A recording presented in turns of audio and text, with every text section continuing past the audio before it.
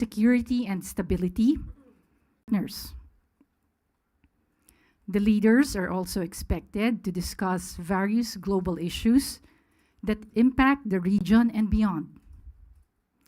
These include the situation in Myanmar, the economic uncertainty, and other geopolitical and geoeconomic challenges that affect the region.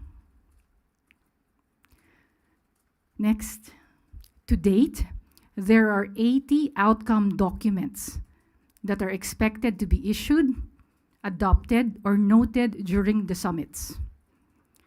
Some of these documents are shown on the screen.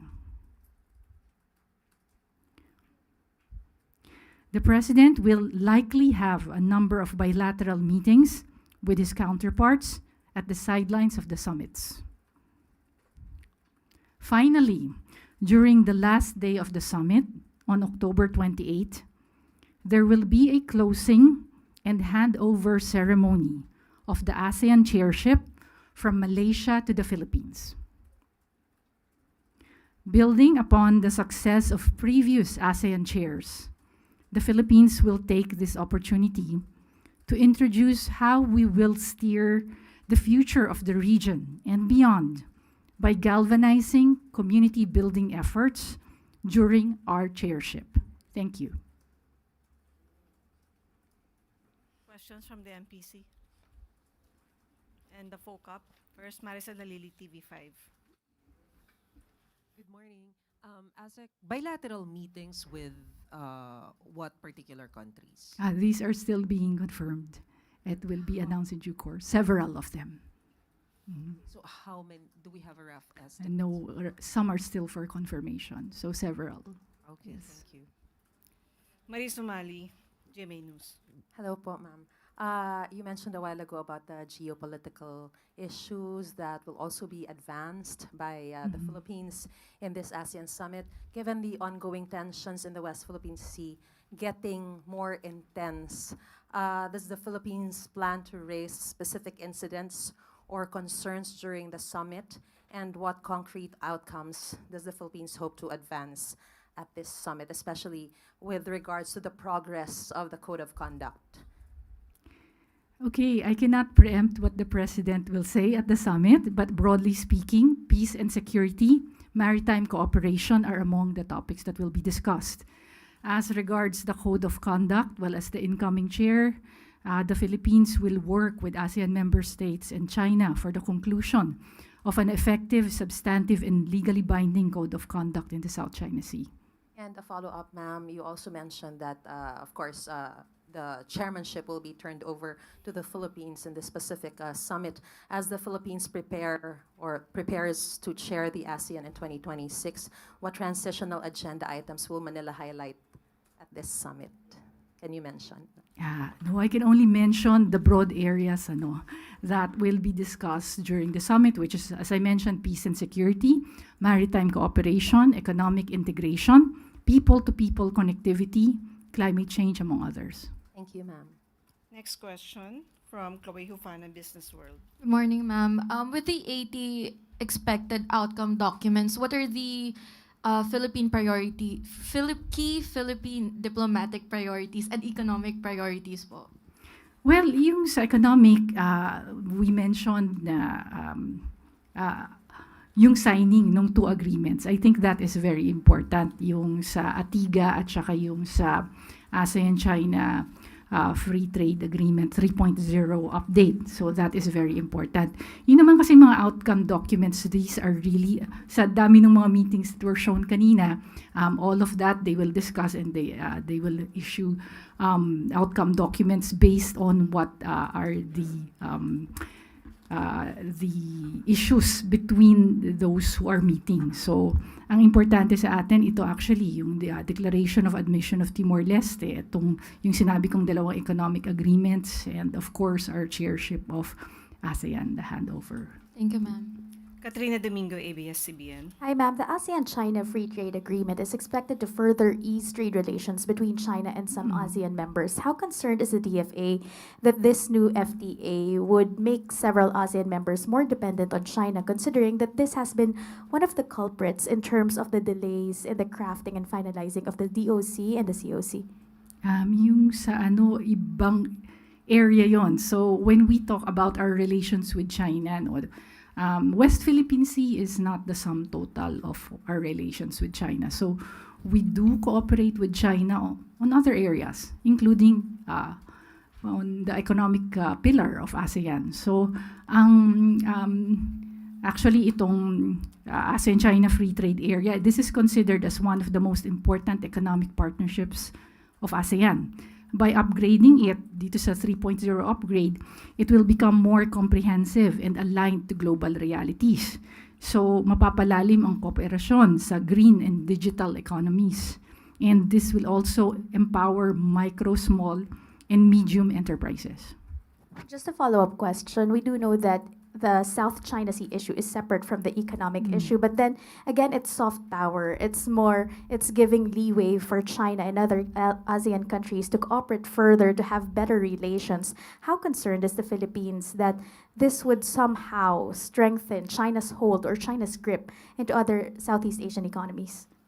Naku, ano na yan, not about the ASEAN Summit na yan. But really, I don't want to preempt what our officials will say, but as I mentioned, West Philippine Sea is not the sum total of our relations with China. We look at all the other areas of cooperation as well. Next question from Jean Mangalus, Philippine Star.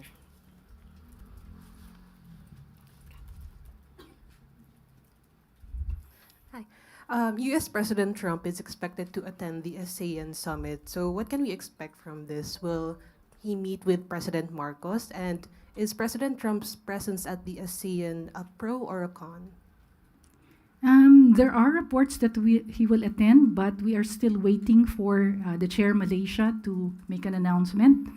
How concerned are we? Well, as regards yung sa US natin, well, for us, it's really about engaging the US. In what fields? In this economic field. So we will work with our ASEAN partners in really finding ways to constructively engage the US. Will the US tariffs come into discussion?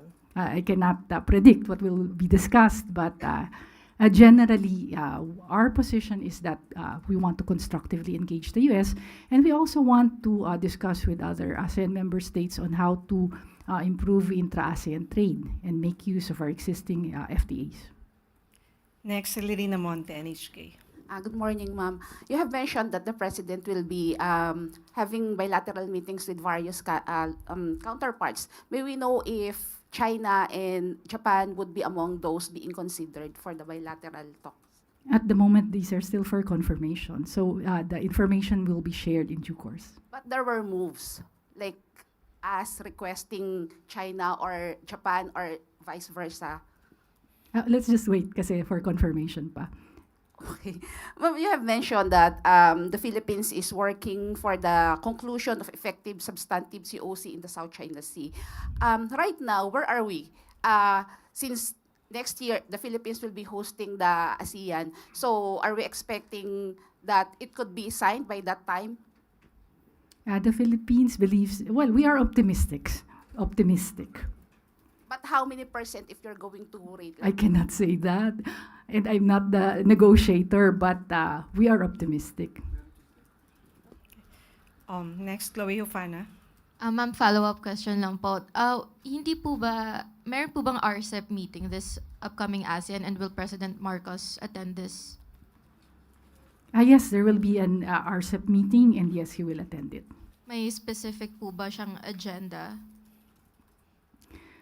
Ang pag-uusapan kasi dito, the leader's direction in enhancing RCEP implementation and exchanging views on regional and international issues, and this is what I got from the DTI. Thank you, ma'am. From Jonah Kilagon, Asahi Shimbun. Hi, good morning, ma'am. Regarding the situation in Myanmar, the junta in Myanmar plans to hold general elections soon. So how does the Philippines intend to approach these elections? Should representatives from Myanmar be reinstated to ASEAN meetings after the elections? I cannot speak on the substantive part kasi dinidiscuss pa rin yan ng ating senior officials and our foreign ministers as a prelude to the leaders meeting. I can only give the general position of the Philippines that, we want to see developments as regards to the situation in Myanmar, and we will work with other ASEAN member states as incoming chair. Ma'am, have those developments reached a point where we can accept the political officials from Myanmar, or shall we stick to the career diplomats when we invite them to ASEAN meetings? No, I don't have that information. I'm sorry. Do we have information about who from Myanmar will be attending the summit meeting? At the moment, I don't, but I can later give you the contact person of if the press needs someone to reach out to in Kuala Lumpur, we can share it. Next question from Ronon Kalunsod, Kyodo News. Morning, ma'am. Going back to the reported attendance of Trump, how does the Philippines view these attendance of Trump? What does it say about his policy toward the bloc and the region? And in light of China's growing influence in the region, and can the Philippines leverage on this policy, knowing that we have a complicated relationship with China because of our dispute on the South China Sea? No, I cannot preempt what our officials will say on that. I cannot speak on the policy side so much. But as I mentioned, we welcome partnership of the United States as one of our more important dialogue partners in ASEAN. We can wait for what our senior officials will say, again, as a prelude to the summit itself. If there are no more questions, may we get a closing statement from ASEC Escalona? Thank you very much, everyone, and we hope that there will be good coverage of the turnover ceremony, and after the turnover ceremony, there will actually be a launch of the Philippines ASEAN chairship, and there will be a more detailed press briefing on the Philippines chairmanship of ASEAN in 2026. That's why I cannot preempt what the officials will say during those briefings. Thank you. Thank you, Assistant Secretary Angelica Escalona. Thank you, Malacañang Press Corps.